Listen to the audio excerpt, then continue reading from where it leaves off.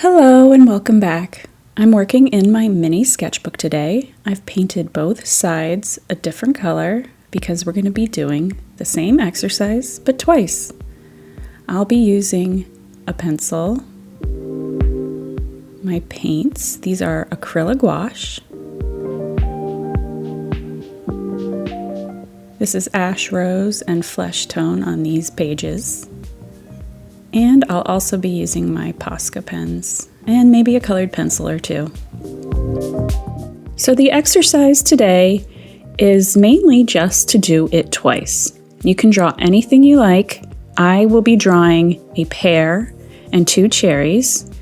You should go ahead and draw something you're comfortable with. It could be a cat or a cup or another piece of fruit if you wish. But the goal here is to draw the same thing on both pages as differently as possible. I'm sketching the first pear with its stem and its leaf, and I'm sketching the two cherries that are sitting right in front of it. And on the second page, I'm not going to sketch at all. I'm sort of, in a way, trying to ignore my intuition on the second side by drawing a little differently, using different marks and different colors that I normally would use in an illustration like this.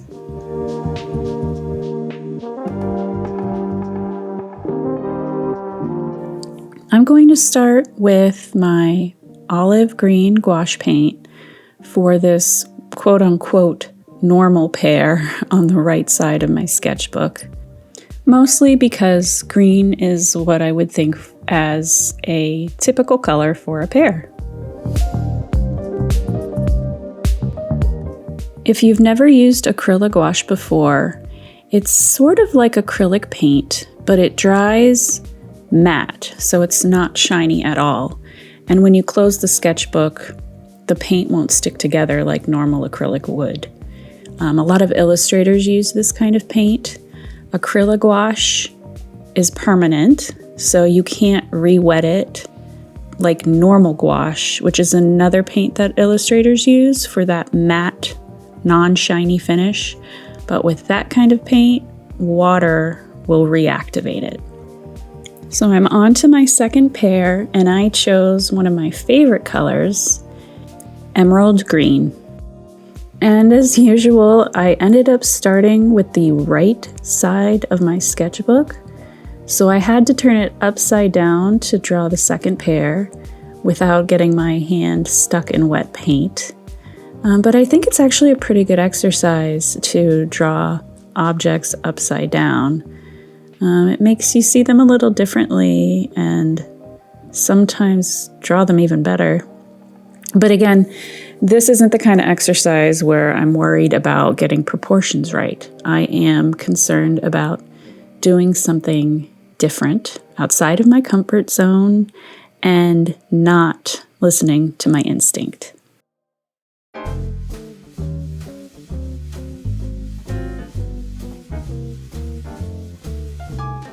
This pear needed a second layer of paint because the first layer left it a bit transparent.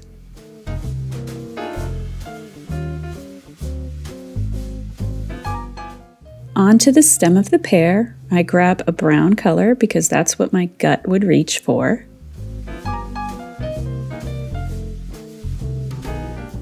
I'm also going to opt for a regular green leaf and red cherries.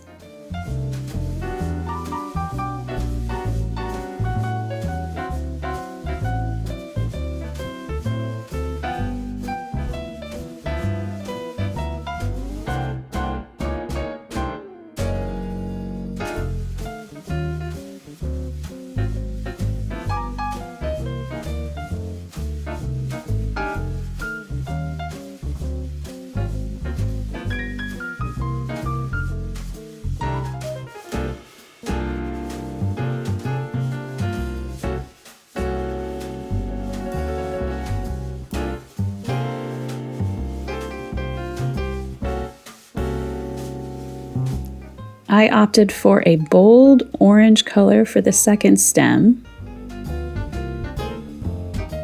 And for the leaf, I reached for my least used Posca marker, which is a bright neon pink, and I tried to make the leaf much bigger.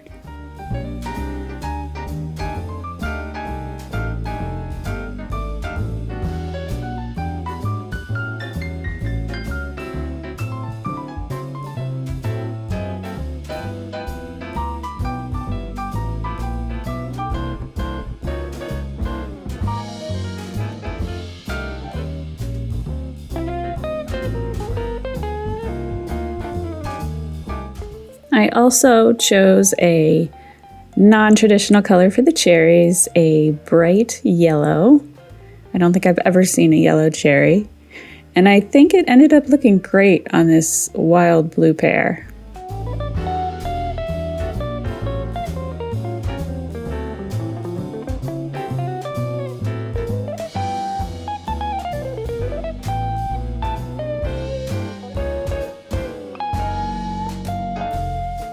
I decided to add veins to my leaf with a green colored pencil, and I also wind up adding shading to the stem of the pear.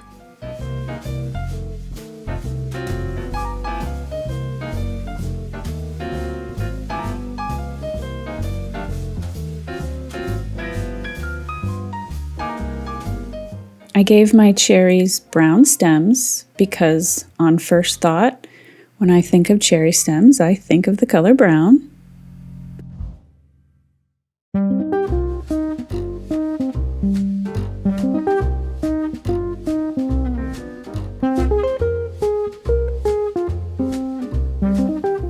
As for the background, what I would do instinctually to almost any of my first-time sketches would be to add a simple line to show the table or horizon.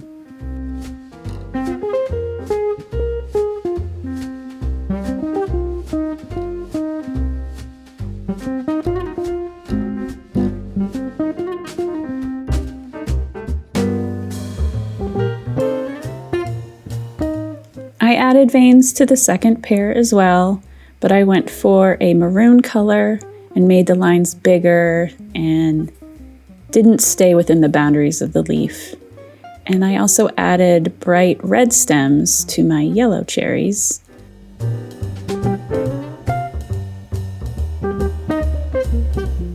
The easiest and most obvious background for my traditional pear I thought would be dots, and I used a white.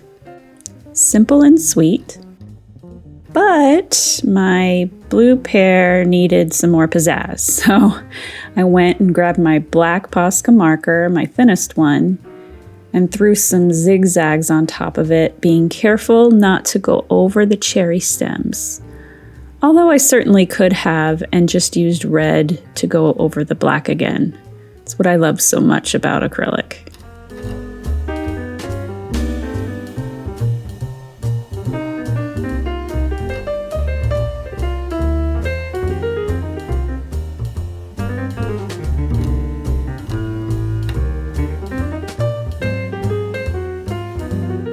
I had tried to outline my pear with colored pencil lines.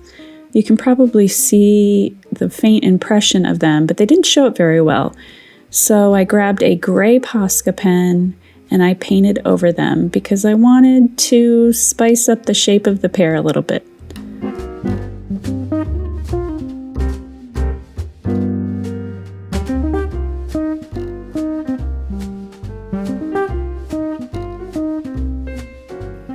Instead of dots for the background of this pear, I opted for little navy blue plus signs. And to be honest, I don't think I've ever used plus signs as a background before.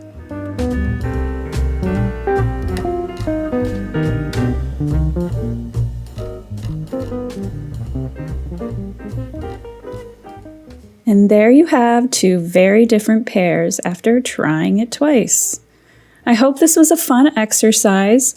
I think you could be as crazy as you want with this, have a lot of fun, and I really would love to see what you did, so feel free to let me know how it went or let me know where I can see your work.